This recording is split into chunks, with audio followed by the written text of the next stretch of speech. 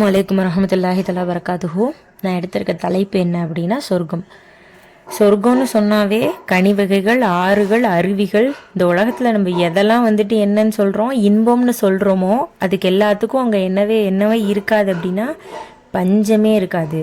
தஜ்ரீமின் தகதிகர் அனஹார், அவற்றிற்கு கீழாக ஆறுகள் ஓடும் என்று ஏராளமான வசனங்களில் எல்லாம் என்ன செஞ்சுருக்கான், சொல்லியிருக்கான். எதுக்காக இப்போ ஒரு கோடை விடுமுறை விட்டாலும் சரி, ஏதோ ஒரு சின்ன லீவ் விட்டாலும் நம்ம இன்பத்தை தேடி எங்கே போகிறோம் அப்படின்னா ஒரு மலை பிரதேசம், ஒரு ஆறை நோக்கி, ஒரு அருவியை நோக்கி, இதெல்லாம் தானே நம்ம இன்பம்னு தேடி போகிறோம். ஸோ அதுக்கெலாம் என்ன சொல்லியிருக்கான்ல, பஞ்சமே இருக்காது அப்படின்னு சொல்லியிருக்கான். கண்ணாடி, தங்கம், வெள்ளி, முத்துக்களான மாளிகை அங்கே இருக்குது அப்படின்னு சொல்லியிருக்கான். ஜன்னான்றது என்ன அப்படின்னா ஒரு தோட்டம், அதில் ஆறுகள் உள்ளன, தேன், பால், மது நிறைந்திருக்கும்.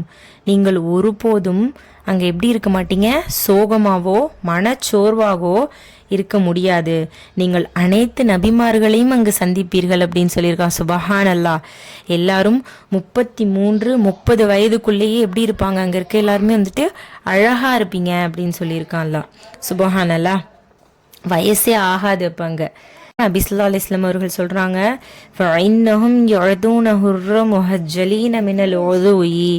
என்னுடைய சகோதரர்களே, உது செஞ்ச அந்த அடையாளத்தில் அவங்களுடைய முகம் எப்படி இருக்கும் அப்படின்னா மறுமையில பிரகாசமாக இருக்கும்.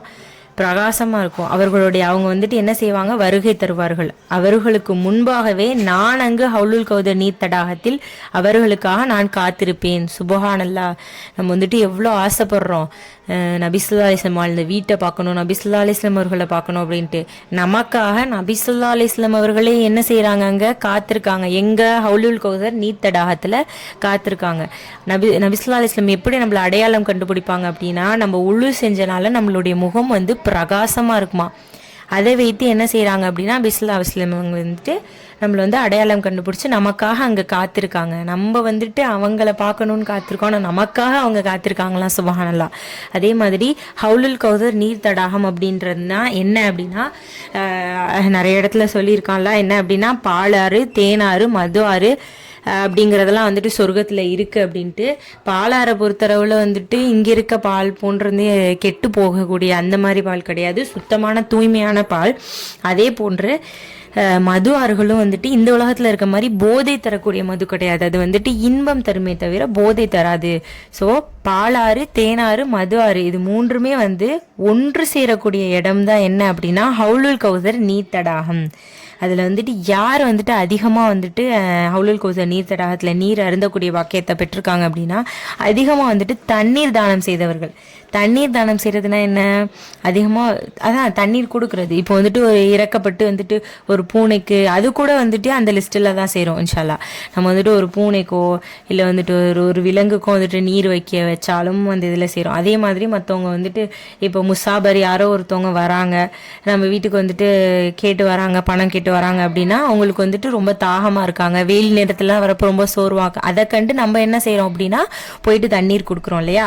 அதெல்லாம் என்ன அப்படின்னா தண்ணீர் தானம். அதிகமாக தண்ணீர் தானம் செய்தவர்களுக்கு இன்ஷா அல்லாஹ் அல்லாஹ் ஹவுலுல் கௌசர் நபி ஸல்லல்லாஹு அலைஹி வஸல்லம் உங்களுடைய கையால் ஹவுலுல் கௌசர் நீர் தடாகத்தில் நீர் அருந்தக்கூடிய பாக்கியத்தை தர்றான். இன்னொன்று என்ன சொல்லியிருக்காங்க அப்படின்னா, உயர்ந்த ஒரு பங்களா தரப்படும் அப்படின்னு இருக்கு. உயர்ந்த ஒரு பங்களாக்கள், எப்படியாப்பட்ட பங்களா, அதான் சொன்னேன்ல, முத்து, கண்ணாடி மாளிகை, தங்க மாளிகை, வெள்ளி மாளிகையான பங்களா இருக்கும். அந்த பங்களா ஒவ்வொரு பங்களாவும் எவ்வளோ நீளம் இருக்கும் அப்படின்னா 60 மைல் நீளம் இருக்குமா. இந்த உலகத்தில் எங்கேயாவது இருக்கா 60 மைல் நீளம் உள்ள பங்களா எங்கேயாவது நம்ம பார்த்துருக்கோமா? கிடையாது, பார்த்தே கிடையாது. ஃபி மாலா ஐனுல் ரஆத், எந்த கண்ணும் பார்த்திராத இன்பங்கள் எல்லாம் என்ன செஞ்சிருக்கான் அப்படின்னா அங்கே வச்சிருக்கான். சொர்க்கம் யாருக்கு, யார் அல்லாஹ்வை தவிர வேறு யாரையும் வணங்காமல் ஈமான்ல உறுதியா இருந்தார்களோ, யார் அல்லாஹ்வை கடமையாக்கிய தொழுகையில் உள்ளச்சத்தோடு தொழுது வந்தார்களோ, யார் அல்லாஹ் கடமையாக்கிய ஜக்காத்தை சரியாக காலம் தவறாமல் நிறைவேற்றினார்களோ, யார் தங்களுடைய கற்பை பாதுகாத்தார்களோ, யார் உறவுகளை சேர்த்து வாழ்ந்தார்களோ, அவர்கள் எல்லா அனைவருக்கும் அவர்களுக்கெல்லாம் அல்லாஹ் ரப்புல் ஆலமீன் தயார்படுத்தி வைத்துள்ளது தான் உலகம்தான் இந்த சொர்க்கம் அப்படின்னு சொல்லியிருக்காங்க. இன்னொரு இடத்துல என்ன சொல்லப்பட்டிருக்கு அப்படின்னா, தன்னுடைய இப்போ இந்த காலத்தில் வந்துட்டு ரொம்ப இந்த காலம் எப்படி ஆயிடுச்சு அப்படின்னா செல்ஃபோன் அது இதுன்ட்டு ரொம்ப சீர்கேடாயிருச்சு. பெண்களை வந்துட்டு தவறான வீடியோக்கள் பார்க்குறது, பெண்களை தப்பாக பார்க்குறது, இந்த மாதிரி விஷயங்கள்லாம் எல்லாம் ஆண்கள் என்ன செஞ்சுட்டாங்க அப்படின்னா ஈடுபட ஆரம்பிச்சிட்டாங்க. செல்ஃபோன் வந்துட்டு அவ்வளோக்கு என்ன ஆயிருக்கு அப்படின்னா கெடுத்துட்டு இருக்கு அப்படின்றத தான் சொல்லணும். அப்படியாப்பட்ட ஆண்களாக இல்லாமல் தன்னுடைய மன இச்சைகளை கட்டிப்படுத்தி கண்ணியமான ஆண்களாக இருப்பாங்கள்ல, அப்பேற்பட்ட ஆண்களுக்கு எல்லாம் என்ன சொல்கிறோம் அப்படின்னா ஹூர்லீன் பெண்களை வந்துட்டு திருமணம் முடிச்சு கொடுக்குறதா சொல்லியிருக்காங்க. ஹூர்லீன் பெண்கள் எப்பேற்பட்டவங்க அப்படின்னா, சப்போஸ் இந்த உலகத்துக்கு வந்துட்டு ஹூர்லீன் பெண்கள் வர்றாங்க. இந்த உலகத்தில் மொத்தம் 7 பெருங்கடல்கள் இருக்குது. இந்த உலகத்துக்கு அவங்களுடைய எச்சில் உமிழ்நீர் இருக்குது பார்த்தீங்களா, ஏதாவது ஒரு கடலில் பட்டுருச்சு அப்படின்னா உப்பாக இருக்கக்கூடிய இந்த 7 கடல்களும் எப்படி ஆயிடுது அப்படின்னா இனிப்பாக மாறிடுது அப்படின்னு சொல்கிறாங்க. எல்லாம் அவங்களுடைய உமிழ்நீரை பற்றி எப்படி சொல்கிறான் மஷாலா. அடுத்து அவங்க தலையில் ஒரு கிரீடம் அணிஞ்சிருப்பாங்களாம். அந்த கிரீடம் இந்த பூமியில் விழுந்துருச்சு அப்படின்னா அந்த சூரியனுடைய ஒளி என்ன செஞ்சிடும் அப்படின்னா மறைஞ்சிருமா. இந்த ஒளி எப்படி இருக்குமா, அதை சூரியனுடைய ஒளியை விட அவ்வளோ ஒரு ஒளியாக இருக்கும் அப்படின்னு சொல்லி. இப்போ இந்த உலகத்தில் இருக்கக்கூடிய நம்ம பெண்கள்லாம் ஒரு 4 நாட்கள் குளிக்காட்டி நம்மளுடைய உடலில் எவ்வளோ ஒரு துர்நாற்றம் வீச ஆரம்பிச்சிருது. ஆனால் ஹூர்லீன் பெண்கள் அப்படி கிடையாது. ஏன் அப்படின்னா அவங்கள அல்லாஹ் 4 வாசனை திரவியங்கள், கற்பூரம், அப்புறம் கஸ்தூரி போன்ற 4 வாசனை திரவியங்களை வச்சு அல்லாஹ் என்ன செஞ்சுருக்கான் அப்படின்னா படைச்சிருக்கானா. பால் போல இருப்பாங்களாம், வெண்மை நிறமாக பால் போல இருப்பாங்களாம், கருமையான விழி இருக்குமா அவங்களுக்கு. அந்த விழி பெண்களே இருக்குமா, அந்த அளவுக்கு இருப்பாங்களாம். அவங்கள அல்லாஹ் என்ன செஞ்சு தருவான் அப்படின்னா நல்ல கண்ணியமான தன்னுடைய மன இச்சைகளை கட்டுப்படுத்தி வாழ்ந்த அந்த ஆண்களுக்கு திருமணம் முடிச்சு கொடுக்குறதா சொல்லியிருக்கான். அவங்கள இந்த கணவன்மார்கள் பார்த்து இன்பம் அடைவாங்களாம். முதன் முறையாக அவங்க ஹூர்லீன் பெண்கள், அதாவது தன்னுடைய மனைவிகளை பார்க்கும்போது அந்த அழகு, அவங்களுடைய அழகை கண்டு முழுசாக 40 வருடங்கள் பிரமிப்புலேயே இருப்பாங்களாம்.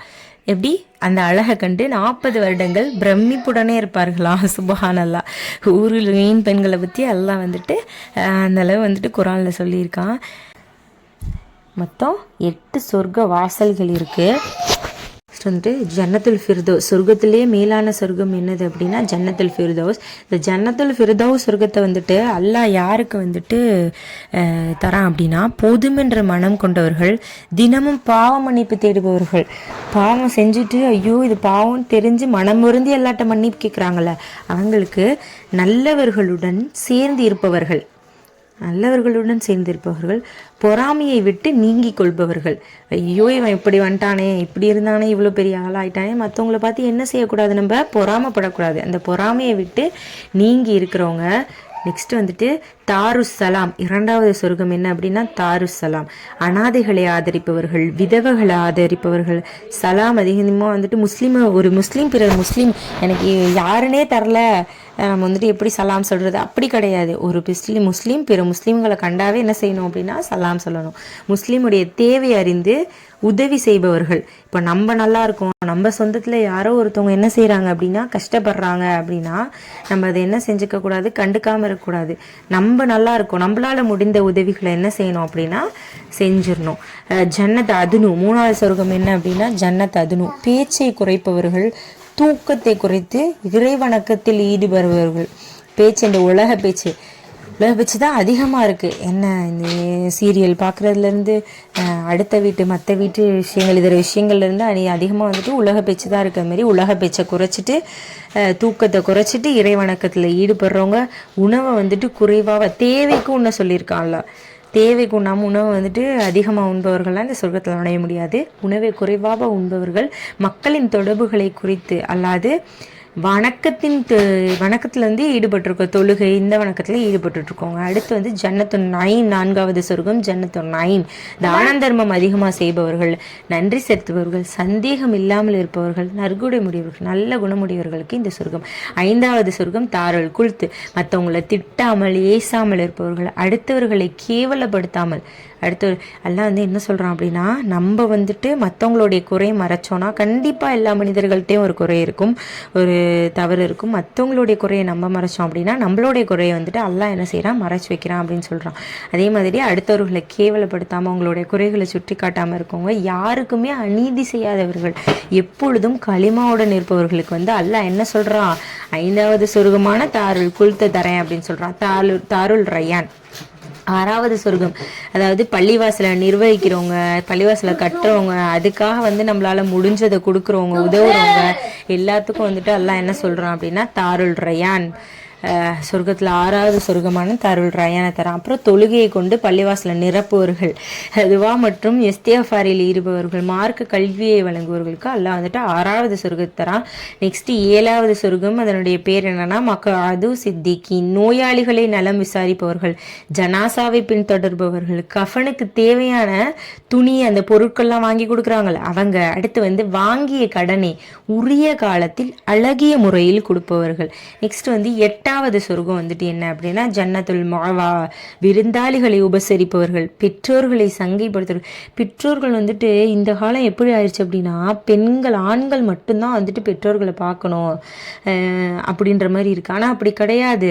அல்லாஹ் வந்துட்டு நம்மளுக்கும் தான், பெண்களான நமக்கும் தான் என்ன செஞ்சுருக்காங்க நம்மளுடைய தாய் தப்பங்கள் வந்துட்டு என்ன செஞ்சுருக்காங்க அப்படின்னா, நம்ம வந்துட்டு பாத்ரூம் போயிருந்திருப்போம், சளியாக ரொம்ப என்ன சொல்கிறது இதாக இருந்திருப்போம், நம்ம எல்லாத்தையும் துடைத்து நமக்கு அருவருப்பாக்காம என்ன செஞ்சுருக்காங்க அப்படின்னா பெற்றோர்கள் நமக்கும் பார்த்துருக்காங்க. அதனால வந்துட்டு பெண்கள் ஆண்கள் கிடையாது, பெற்றோர்கள் பொதுவாகவே நம்ம எல்லாருக்குமே வந்துட்டு என்ன அப்படின்னா கடமை. ஆனால் நம்ம வயசானதுக்கப்புறம் அவங்க வந்துட்டு அவங்களுடைய குழந்தை நிலை எது அப்படின்னா வயசான அந்த தோற்றம் தான். அப்போ வந்துட்டு வயசானதுக்கப்புறம் நம்ம என்ன செய்கிறோம், அருவருப்பு படுறோம். நம்ம குழந்தையா இருக்கப்ப நமக்கு எல்லாமே பண்ணாங்க, ஆனால் நம்ம வந்துட்டு அவங்க குழந்தையா இருக்கப்ப நம்ம என்ன செய்கிறது கிடையாது, அவங்களுக்கு ஒன்று பண்ணுறதுக்கு அருவருப்படுறோம், செய்கிறதுக்கு வந்துட்டு என்ன செய்ய மாட்டோம், முன் வர மாட்டோம். ஸோ வந்துட்டு பெற்றோர்களை சங்கைப்படுத்துவர்களுக்கு 8வது சொர்க்கமான ஜன்னத்துல் மஅவா. அதே மாதிரி அண்டை வீட்டார், பக்கத்து வீட்டார்கிட்ட எப்படி இருக்கணும் அப்படின்னா அவங்க சங்கையாக இருக்கணும் அப்படின்னு சொல்லியிருக்காங்க. ஆலி மற்றும் அறிஞர்கள் இருக்காங்க பார்த்தீங்களா, அவங்கள வந்து கண்ணியப்படுத்துகிறவங்களுக்கு வந்துட்டு 8வது சொர்க்கமான ஜன்னத்துல் மஅவாவை வந்துட்டு அல்லாஹ் கொடுக்குறான். அடுத்து வந்து சொர்க்கத்துடைய கனிகளை பற்றி சொல்லணும் அப்படின்னா, இந்த உலகத்தில் இருக்க மாதிரி கனிகள் கிடையாது. ஒவ்வொரு கனியும் ஒவ்வொரு நாளுக்கும் ஒவ்வொரு சுவை தரும் அப்படின்னு சொல்லியிருக்கான். இன்றைக்கி அந்த பழம் ஒரு சுவை தருதுன்னா மறுநாள் வந்துட்டு வேறு ஒரு சுவை தரக்கூடியது அப்படின்ட்டு இருக்கு. இன்னொன்று வந்துட்டு நம்ம படுத்திருக்க வனத்தில் இருந்தாலும் சரி, உட்கார்ந்துருக்க வனத்தில் இருந்தாலும் சரி, நம்ம மனதால் எண்ணிட்டோனாவே சுபஹானல்லாஹ், நம்ம மனதால் வந்துட்டு எதுவும் ஒன்று சாப்பிடணும்னு எண்ணிட்டோனாவே அதை வந்துட்டு அல்லாஹ் என்ன செஞ்சிடறான் அப்படின்னா நம்மளுடைய கைகளில் கொடுத்துட்றான். இன்னொன்று வந்துட்டு அல்லாஹ் என்ன சொல்லியிருக்கான் அப்படின்னா, யார்கிட்ட வந்து நான் இவ்வளோ சொத்து வச்சுருக்கேன், நான் இவ்வளோ அழகாக இருக்கேன் அப்படிங்கிற மாதிரியான பெருமைகள், நான் இவ்வளோ படிச்சிருக்கேன், நான் இவ்வளோ இதாக இருக்கேன் அப்படிங்கிற பெருமை வந்துட்டு என்ன செய்யக்கூடாது, இருக்கவே கூடாது. கடுகளவு, எவ்வளோ அளவு, கடுகளவு நம்மளுடைய உள்ளத்தில் வந்துட்டு பெருமை இருந்தாலும் அல்லாஹ் வந்துட்டு சொர்க்கத்துடைய வாடையை கூட நுகர முடியாது அப்படின்னு சொல்லியிருக்கான். அல்லாஹ் பாதுகாக்கணும். அல்லாஹ் வந்துட்டு நரகத்தை பற்றி எந்த அளவு சொல்லியிருக்கானோ அந்த அளவுக்கு சொர்க்கத்தை பற்றி குரானில் சொல்லலை. ஏனென்றால் அந்த இன்பத்தை சுவைத்து பார்த்தால் மட்டுமே தெரியும். இன்ஷா அல்லாஹ் ஈடேற்றம் பெற்று நீங்கள் இதில் நுழைந்து விடுங்கள், இது நிரந்தரமான நாளாகும் அப்படின்ட்டு அல்லாஹ் சொல்லியிருக்கான். நம்ம வாழ்கிற வாழ்க்கை வந்துட்டு ஒரு அற்பமானது. எது நிலையானது அப்படின்னா சொர்க்கம்தான் நிலையானது. இன்ஷா அல்லாஹ் நான் உங்களுக்கும் எனக்கும் அல்லாஹ் வந்துட்டு சொர்க்கத்தை வாஜிபாக்குவானாக. ஆமீன் ஆமீன் யா ரப்பல் ஆலமீன். எங்களுக்கும் எங்கள் மதர்சாக்காகவும் துவா செய்யுங்க இன்ஷா அல்லாஹ்.